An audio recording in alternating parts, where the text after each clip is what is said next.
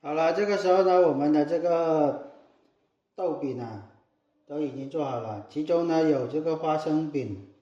绿豆饼、红豆饼，还有饭豆饼，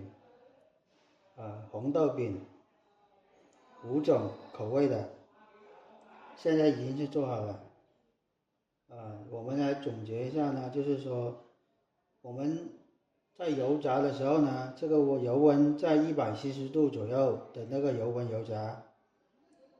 油炸的过程呢，要先把这个模具先放到这个油里面去预热，预热个1-2秒的时候，再把这个豆浆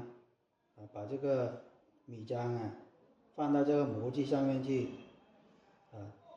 然后铺平，再放到油锅进行油炸。还有一点呢，就是我们选用这个豆的时候呢，一定要新鲜的这个豆不要这个发霉发黑的这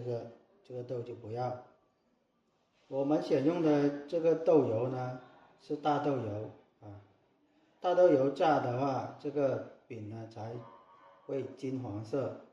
这个颜色就会更好看，